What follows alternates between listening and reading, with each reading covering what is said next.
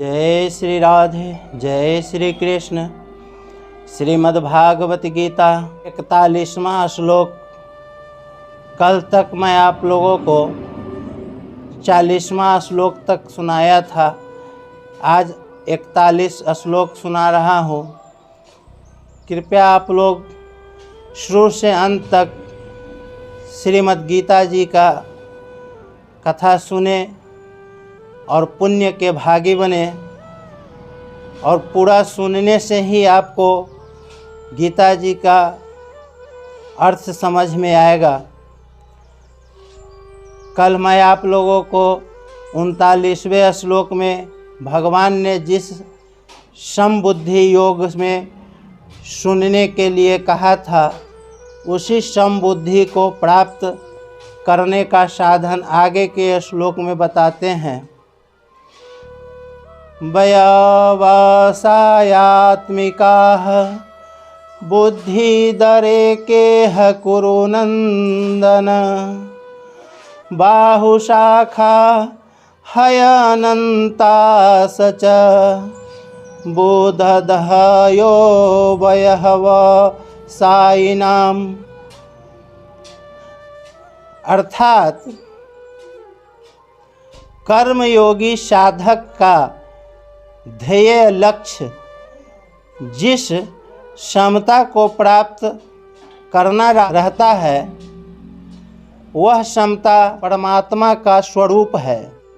उस परमात्मा स्वरूप क्षमता की प्राप्ति के लिए अंतःकरण की क्षमता साधन है।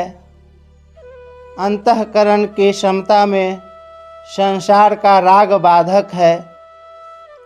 उस राग को हटाने का अथवा परमात्मा तत्व को प्राप्त करने का जो एक निश्चय है,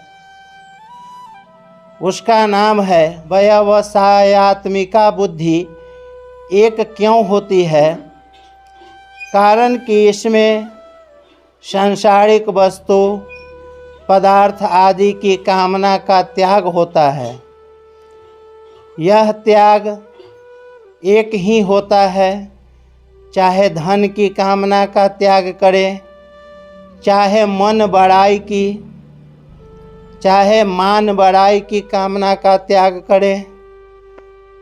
परंतु ग्रहण करने में अनेक चीज़ें होती है, क्योंकि एक एक चीज़ अनेक तरह की होती है। जैसे एक ही मिठाई अनेक तरह की होती है, अतः इन चीज़ों की कामनाएं भी अनेक अनंत होती है। गीता में कर्म योग प्रस्तुत श्लोक और भक्ति योग 9वें अध्याय का 30वां श्लोक के प्रकरण में तो वयवसायात्मिका बुद्धि का वर्णन आया है, पर ज्ञान योग के प्रकरण में वयवसायात्मिका बुद्धि का वर्णन नहीं आया। इसका कारण है कि ज्ञान योग में पहले स्वरूप का बोध होता है, फिर उसके परिणाम स्वरूप बुद्धि स्वतः एक निश्चया वाली हो जाती है। और कर्म योग तथा भक्ति योग में पहले बुद्धि का एक निश्चय होता है, फिर स्वरूप का बोध होता है।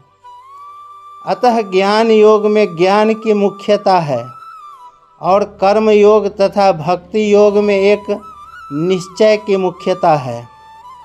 बाहु शाखा हयनन्तास च बुद्धदह योवयः वसायिनाम्।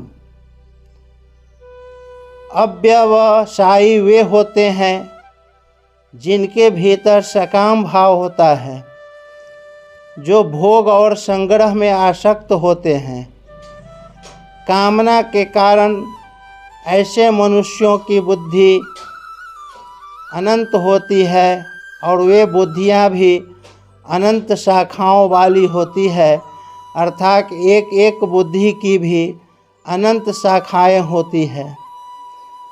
जैसे पुत्र प्राप्ति करनी है, यह एक बुद्धि हुई। और पुत्र प्राप्ति के लिए किसी औषध का सेवन करे, किसी मंत्र का जाप करे, कोई अनुष्ठान करे, किसी संत का आशीर्वाद ले, आदि उपाय उस बुद्धि की अनंत शाखाएं हुई। ऐसे ही धन प्राप्ति करनी है। यह एक बुद्धि हुई।